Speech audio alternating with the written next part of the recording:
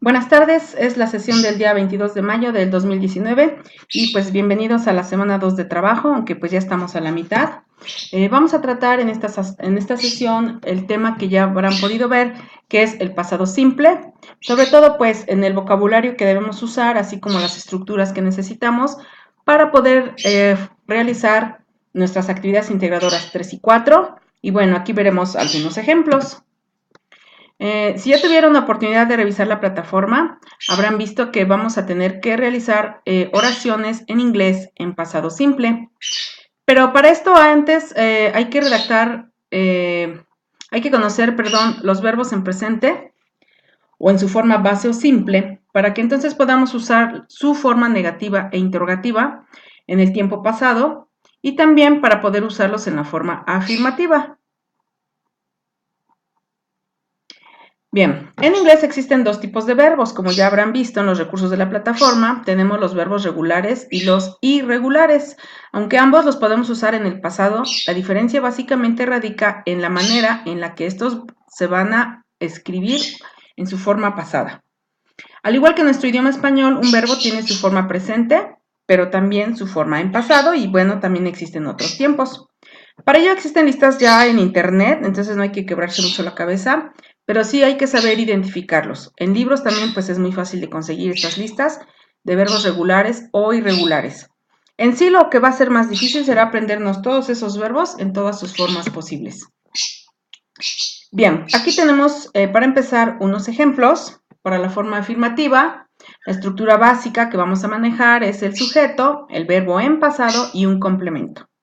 Por ejemplo, en los siguientes enunciados, con amarillo les he marcado el verbo que se encuentra en pasado, como para poder empezar a identificarlos. I bought my car last summer. Bien, este verbo, si yo lo busco en el diccionario, va a aparecer que es el pasado de un verbo, que en este caso en presente sería buy, go, y también podemos encontrar que el verbo have en pasado tiene otra forma, que en este caso es had. Entonces, muchas veces comenzamos o buscamos en un diccionario el verbo en pasado y esa no sería la forma correcta porque muchas veces no los vamos a encontrar. Más bien lo correcto sería ubicar el verbo, qué es lo que yo quiero decir, buscarlo en su forma presente o simple para que de ahí yo pueda buscarlo en una lista cómo se escribe en pasado. Si yo empiezo a buscarlo viceversa, digamos al revés, primero busco el verbo en pasado, es muy probable que no lo encontremos así en los diccionarios. Bien, entonces tenemos verbos comunes como estos, bought, went o had, que es especial, pero también tenemos el verbo to be, que se usa de manera muy diferente a los demás verbos regulares o irregulares en pasado simple, pero es probable que ya los hayas revisado en plataforma. Es was y were, según para estas personas. Was para he, she, it y were para you and they. Bueno, aquí tenemos dos ejemplos. Estos son los mentes para ejemplificar. Vamos a ver a continuación en forma ya estos tiempos. Bueno, ya dijimos que hay verbos regulares y verbos irregulares. Empezando por la diferencia, los verbos regulares se llaman así porque en pasado regularmente van a tener terminación ed. En cambio, los irregulares van a ser muy diferentes en su escritura, tanto en presente como en pasado. Y cuando los escribimos en pasado, pues se pueden escribir de diferentes maneras. Hay muchas formas para escribirlos. En cambio, los regulares los vamos a identificar porque tienen terminación ed. Por ejemplo, a los verbos regulares les añadimos la terminación ed. ¿Ok? Siempre y cuando el verbo sea regular. ¿Cómo voy a saber si un verbo es regular? Cuando lo buscamos en el diccionario, normalmente nos va a decir el verbo que se encuentra aquí es un verbo R regular o va a tener una I que te indica que el verbo es irregular. Eso significa que cuando lo hacemos pasado, el verbo regular, por ejemplo, invent, cuando lo conjugamos, pues solo le agregamos ed. Por ejemplo, invented. Y es para todas las personas. I invented, you invented, he invented, she invented, we invented, you invented, they invented. ¿Ok? Entonces, si ya tenemos disponible una lista de verbos regulares, veremos o podemos comprobar que la mayoría tienen esta terminación ed. Bien, esto sí quisiera que lo marcáramos. Adicionalmente a los verbos regulares o irregulares, tenemos verbos que son muy especiales, como el verbo to be. ¿Por qué es especial? Porque en pasado no va a tener terminación ed, sin embargo va a tener estas dos formas irregulares, was y were. Bien, ya que identificamos estos verbos, tenemos varios ejemplos de ellos en la plataforma, pero aquí vamos a seguir viendo varios. Tenemos que la forma afirmativa nos va a servir para narrar eventos en pasado, obviamente, usando su forma en pasado.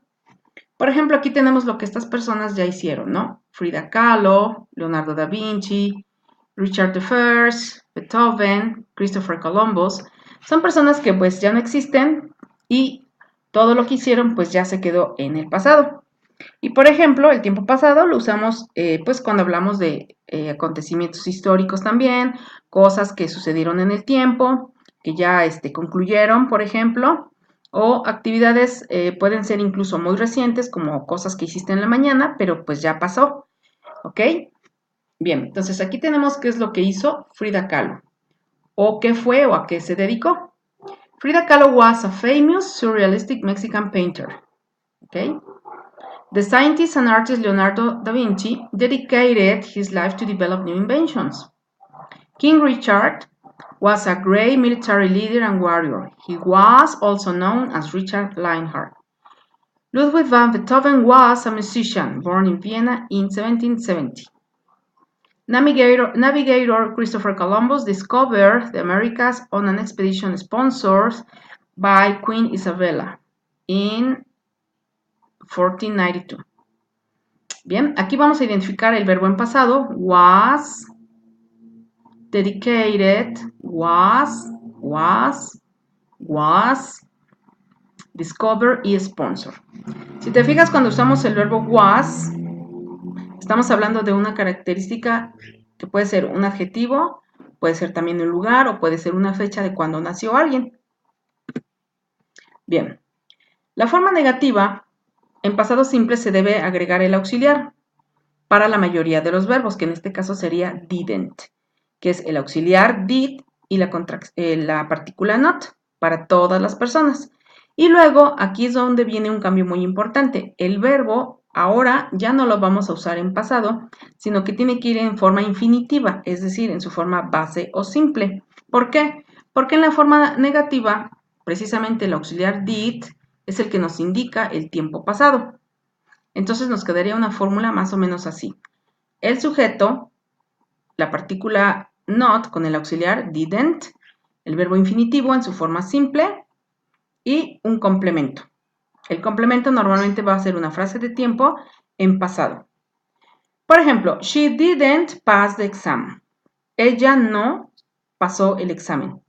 Nosotros en español solamente usamos no, pero en inglés usamos didn't. Sin embargo, la palabra did nosotros no la traducimos.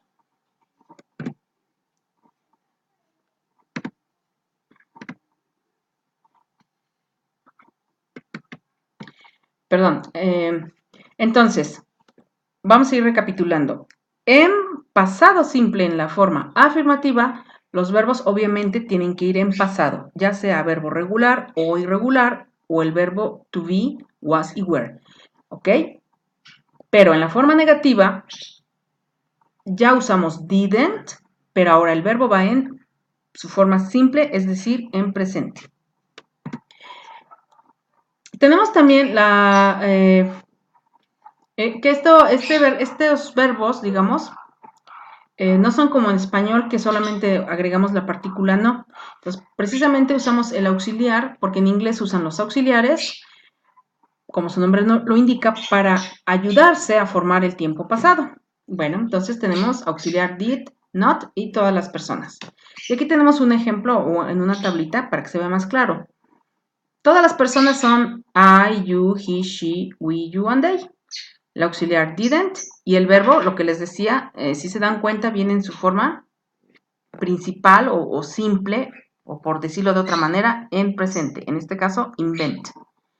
¿Ok? Y un complemento que puede ser un adverbio de tiempo o algún otro tipo de complemento. Bueno, aquí anotamos con rojo. Una vez que usas did, el verbo que le sigue no va en pasado. ¿Recuerda? El verbo tiene que ir en su forma base o simple, o por decirlo de alguna manera, en presente. Bien, ya que conocemos la forma afirmativa y negativa, tenemos también que para hacer preguntas en inglés hay otra manera muy particular, diferente a como lo hacemos en español, pero ya conocemos esta palabrita did.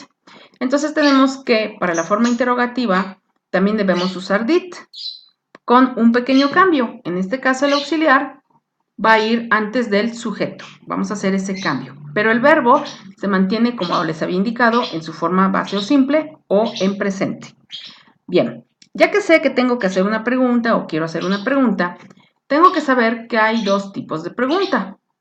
Preguntas que se llaman yes, no, preguntas de sí o no, o information questions, preguntas de información. ¿Cuál es la diferencia? Las preguntas de tipo 1 tienen esta estructura, como se ve aquí en la tabla. Did you invent the first aircraft? ¿Tú inventaste el primer aeroplano? Aquí la respuesta solamente va a ser sí o no. ¿Ok? Bueno, entonces vamos concretando. Primero la estructura. Auxiliar, persona o el pronombre o de quién hablas, el verbo simple y el complemento. ¿Ok? Entonces, recordemos, debemos poner primero el auxiliar al principio.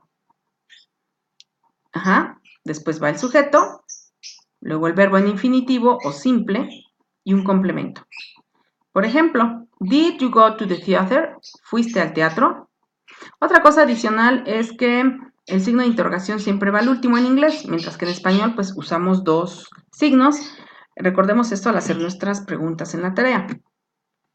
Bien, entonces tenemos la estructura did I go to the party? Did I go to the party? ¿Qué estructura tiene? Did, sujeto, verbo en su forma base y el complemento. Ahora, preguntas de información. Básicamente es la estructura que acabamos de analizar, pero le vamos a agregar al inicio la palabra interrogativa. Por ejemplo, where did you go yesterday? ¿A dónde fuiste tú ayer? Si notas, básicamente las preguntas de sí o no tienen la misma estructura que las preguntas de información, nada más que, obviamente, tenemos que agregar esa palabra de la información que queremos obtener, es decir, la palabra interrogativa. Bien, para responder, cuando es pregunta de sí o no, vamos a seguir lo siguiente. Yes or no, sí o no, dependiendo de nuestra respuesta, coma, si es forma escrita, la persona y aquí algo muy importante, cuando es respuesta corta, respondo con el auxiliar. En este caso, yes, I did. Si es negativa, no, I didn't. Aquí tenemos ejemplos del tipo de pregunta 1. Did Einstein develop the relativity theory? Yes, he did. Did Marie Curie do her research on radiation? Yes, she did. Did the Wright brothers fly the first aircraft in the 19th century? No, they didn't. Una vez que damos la respuesta corta de sí o no, adicionalmente, si queremos, podemos dar más información o más datos, pero si ya es en forma afirmativa, recordemos que ya los verbos tienen que ir en pasado. ¿Ok? Bien, si lo que deseamos es hacer preguntas de información, aquí tenemos las palabras más comunes para saber información. Who, quién, where, why, when, how, what, which, whose y whom. ¿A quién se refieren estas palabras interrogativas? Bueno, aquí ya se los puse en español. Who es persona, quién, where, en dónde, why, por qué, when, cuándo, how, de qué manera, what, qué, se refiere a un objeto, which, la opción, o whom, a quién. Y hay palabras que son compuestas como what kind, what time, how many, how much, how long, how often, how far. Entonces, ¿qué es lo que quiero preguntar? ¿Qué, quién, cómo, cuándo, dónde, qué tipo, a qué hora, etcétera? Elegimos la respuesta, la pregunta, perdón, la palabra interrogativa. Y seguimos la estructura como está aquí en los ejemplos. Bueno, por ejemplo, why, ¿por qué did you go to Acapulco yesterday? Esta es una pregunta de información, entonces aquí la respuesta va a ser pues diferente según la persona a quien se la formules. Bien, viendo el verbo was y were, dijimos que es un verbo diferente, aunque está en pasado, es diferente a los demás. ¿Por qué? Lo vamos a usar con lugares para decir estuve o estaba en tiempo pasado y un lugar, por ejemplo, I was at the palace, I was at the cathedral, I was at the cemetery, I was at the university. También lo usamos combinado con la palabra there. There was, para decir hubo o había, muchos o mucho, o algunos, o cuando decimos que no había, por ejemplo. Aquí tenemos en presente how much, how many, there are some, there isn't any. Y en pasado, pues simplemente decimos there was, hubo o habían, o there wasn't, no hubo o no había. También usamos el verbo was y were para hablar de adjetivos. Por ejemplo, cuando era adolescente, when I was adolescent. When my father was an adult. When my sister was young adult. Entonces, con estas características, que ya dijimos, lugares, pueden ser cantidades o hablar de existencia, o palabras como estas de adjetivos, usamos el verbo was o were. También lo usamos para describir la ocupación de una persona. Por ejemplo, si vas a hablar de tu abuelo, dices, my grandfather was an inventor, my grandfather was a painter, my grandfather was a musician. Si te das cuenta, entonces, con este tipo de vocabulario, lugares, existencia, adjetivos o profesiones, ocupaciones de personas, para nada se usa el auxiliar did. Sí hay que fijarnos en esto. En este caso dijimos, usamos was o were. Entonces, nos daremos cuenta de que cuando usas el auxiliar did, el otro verbo que lo acompaña va en su forma base o simple, pero cuando hacemos preguntas con was o were, o hacemos afirmaciones o hacemos negaciones, no podemos poner otros verbos, y si agregas un verbo, este tendría que ir en terminación ing, algo parecido al presente continuo que vimos la semana pasada, si lo recuerdan. Bien, normalmente entonces decíamos que was y were se acompañan de un adjetivo, profesión o lugar. Si es una pregunta, tenemos was she at home, estuvo o estaba ella en casa.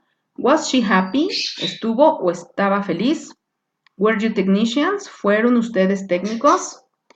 Ahora, ¿con quién vamos a usar was? Con las personas I, he, she, it. ¿Y con quién vamos a usar were? Con las personas we, you, and they. En cambio, did, el auxiliar did para los otros verbos, va con todas las personas. Ahora, vamos a decidir qué quieres hacer. Preguntas con did, de sí o no o de información, o preguntas con was y were para preguntar sobre lugares, profesiones o adjetivos. Obviamente estamos hablando en pasado. Por último, para complementar tu estructura, necesitamos algunos adverbios. En todos los tiempos verbales va a haber adverbios, pues obviamente que te marcan ese tiempo, a futuro, a pasado, ¿no? Para el pasado, vamos a usar yesterday, last year, last night, last week, 5 minutes ago, late. Pero es muy básico que tenemos que aprendernos los tiempos verbales. Por lo menos ya estamos trabajando en el pasado o con los del pasado, pues para poder ir identificando después o poder ir manejando y combinando el tiempo, ¿no? Porque pues no siempre hablamos en un solo tiempo o solo pasado o solo presente. Normalmente vamos haciendo una combinación. Otras expresiones de tiempo o adverbios y preposiciones que puedo usar, recuerda, son at, para hablar de la hora, int, periodos de tiempo como el año, los meses, el siglo o una temporada, on, para indicar la fecha completa, during, para expresar un intervalo de tiempo entre un evento y otro, ago, para hablar del paso del tiempo, y last, para indicar el último periodo o la última ocasión en la que se hizo algo. Todos estos son adverbios y lo importante de aquí, porque pues esta lista la tienes en plataforma o la puedes checar en internet, lo importante de aquí es que estos adverbios normalmente van a ir en el último lugar o en la última posición de la oración en cualquier tiempo, en este caso pasado, o sea, van a ir al final. Bien, tenemos entonces aquí esta tabla que te sugiero que la uses, la copies en tu libreta y sigas el orden: sujeto, main verb, verbo en pasado, pero recuerda que también puede ser was o were, y un complemento. ¿Cuál complemento? Los adverbios que acabamos de ver. Y si es forma negativa, el sujeto, didn't, aquí parejito, cualquier sujeto que elijas debería llevar didn't, verbo en infinitivo, o es decir, en presente, y un complemento, como los adverbios que acabamos de ver. Y si es pregunta, puedes formular 5 preguntas de sí o no y 5 preguntas de información. Si son preguntas de sí o no, empezarían con did. Did you, did he, did we, did you. El verbo en su forma simple y un complemento. Y si son 5 preguntas que decides hacer con interrogación, pues sería what did you, where did you, when did you. Y el verbo, recuerda, siempre va a ir en su forma simple. Bien. Bueno, esperando que les haya quedado claro sobre todo la estructura de la afirmación, negación e interrogación en pasado simple, pues veamos. Para la actividad integradora 3, a happy day, perdón, aquí yo le puse 1, pero es la 3, pues consta de 3 partes. En la primera hay que describir un párrafo de 5 líneas a 8. De preferencia que sean 5, porque si luego escriben 8, escriben un párrafo de 15, ¿no? Bien, entonces nos planteamos 5 y a lo mejor ya nos quedan otras 3. Pero el objetivo de esto es que sea un párrafo, no oraciones sueltas. ¿Cuál fue el día más feliz de tu vida? Ahora, en el documento se incluyen 4 preguntas relativas al tema. Procura resolver cada una de las preguntas y después juntar tus respuestas para formar un párrafo. Que no se vea que es pregunta-respuesta o un listado de respuestas. Eso es lo importante de esta tarea, porque la indicación pues es relativamente fácil en esta tercera actividad. Pero sobre todo que recuerdes hacer uso de las estructuras y vocabulario de la semana. Ya vimos que es pasado simple, verbos regulares y irregulares, relativas pues a cosas cotidianas o cosas que te pasaron, eventos importantes de tu vida. Bien, en la segunda parte de la actividad hay que redactar en un párrafo de 5 líneas también la importancia de saber sobre el pasado. ¿Por qué consideras que es importante o relevante hablar o conocer el pasado? Por ejemplo, ¿por qué es importante ese día que fue más feliz de tu vida? ¿Qué te hace recordar? ¿Qué sientes? ¿A qué te impulsa? Etcétera. En este segundo párrafo, pues ya puedes hacer una combinación del tiempo. Puedes hablar en presente o en pasado. Bueno, este párrafo que lo vas a redactar, obviamente va redactado en inglés también. Y por último, pues grabar la parte 1 sin incluir las preguntas, es decir, como si leyeras nada más tu párrafo. Eso es lo que vas a agregar en tu archivo de audio, que les decía yo, de preferencia que sea siempre MP3. Pues esta actividad integradora número 3 es relativamente, digamos, no está tan complicada. Y bueno, esperamos que no tengamos más dudas. Pasamos a la actividad 4, que es Making My Family Lifetime. Perdón, aquí en automático me cambiaba los números, los corregía y me los devolvía. Pero bueno, la actividad 4 es Making My Family Lifetime. Aquí sí tenemos un poquito, parece que más complicado, pero bueno, hay que organizarnos. La primera parte, dentro del documento que vas a descargar, es de 10 preguntas en inglés y en español, es decir, las escribes en inglés y luego las traduces. Aquí es donde yo te sugiero que hagas 5 preguntas de sí o no y 5 preguntas de información, what, when, where, según la estructura que ya vimos. Bien, ya que tienes tus 10 preguntas, 10 en inglés y ya están traducidas en español, el segundo paso es que entrevistes a alguien de tu familia, algún amigo, algún vecino. En el caso supuesto de que de verdad no encuentres a alguien con quien conversar y que no le puedas formular las preguntas, bien, pues no queda de otra, tú tendrás que responderlas. ¿Ok? Este paso, digamos que no lo vamos a, no se va a notar en la tarea, no se nota. No tienes que entregar evidencia de a quién entrevistaste y bueno, entendemos que a lo mejor de repente no encuentres a quién entrevistar. Si sí encuentras a quién entrevistar, pues es lo ideal, pero la pregunta es que no habla inglés. No importa, aquí el objetivo es que seas tú quien practique las preguntas, pues puedes formularle la pregunta en inglés a la persona y luego en español.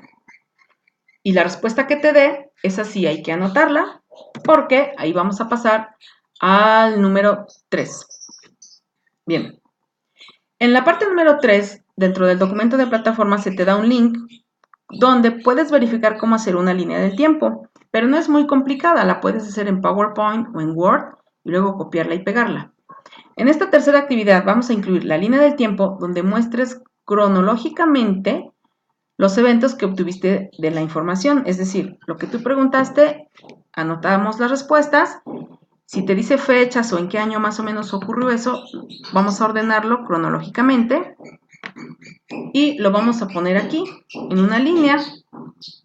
Puedes agregarle una pequeña imagen que represente lo que te dijo esa persona o la respuesta de la persona. Como paso número 4, vamos a redactar un párrafo de 5 líneas donde expreses tu experiencia al haber conocido más sobre tu familia. Ahora, lo ideal es de que las preguntas que formulaste en la parte 1 pues sean referentes a la familia.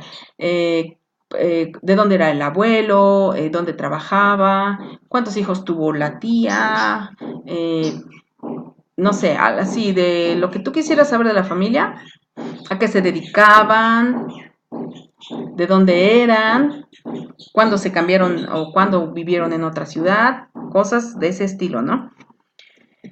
Bien, entonces ya en el paso 4 redactamos, ¿qué te pareció? ¿Fue interesante porque aprendiste más de tu familia? Ajá. Y por último, vamos a grabar la narración del contenido de la línea del tiempo. Esta parte va a ser así, la vas a describir.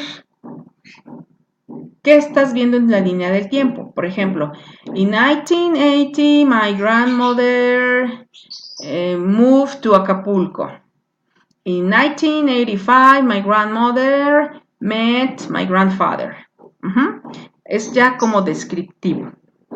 ¿Bien? Entonces no sé si queda claro. En el paso 4 es redactar el párrafo donde yo comento la experiencia al haber conocido más sobre mi familia. Y luego, por último, vamos a grabar nuestro archivo de audio donde narramos lo del punto 3. ¿Qué hay en esa línea del tiempo? Recuerda ensayar varias veces tu audio para que puedas elegir la versión que más te convenza a ti mismo. A la vez eso te sirve para que puedas verificar cómo va mejorando tu pronunciación. La pronunciación es una de las habilidades que más requiere de tiempo y siempre se va a ir mejorando. Entonces, escúchate una vez, 2 veces, 3 veces y tú mismo irás dándote cuenta de que, ay, esta grabación, la última fue la mejor o no, la primera me quedó mejor, iba yo más fluido, no me equivoqué tanto, me puse menos nervioso. El chiste es de que aquí el audio te convenza más a ti que pues a una servidora, porque pues quien va a mejorar la pronunciación vas a ser tú. ¿Ok? Yo qué cosas sí les voy a revisar, obviamente que sea el tema, que lo hayan compartido correctamente, pues para que lo pueda yo revisar.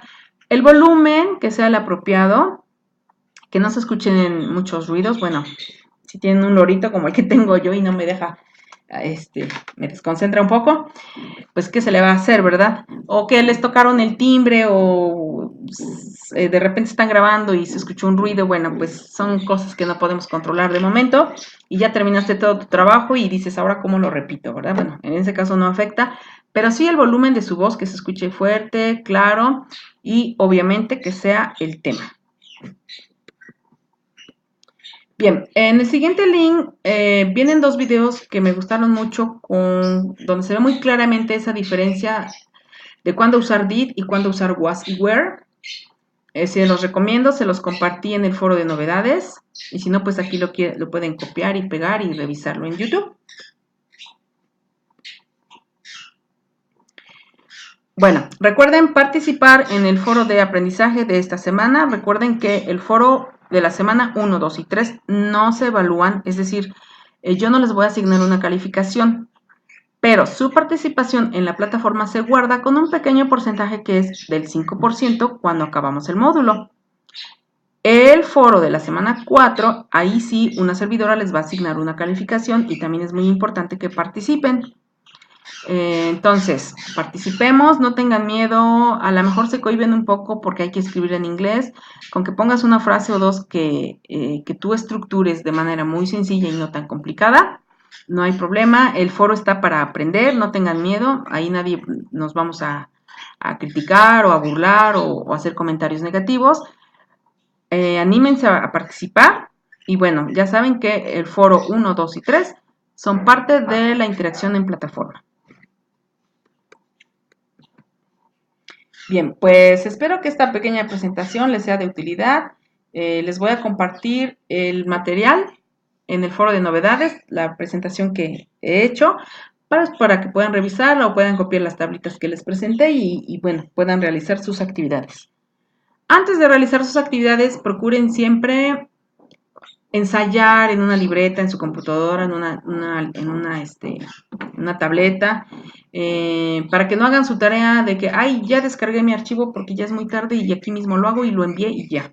Hay que revisar ortografía, pueden usar un diccionario en línea.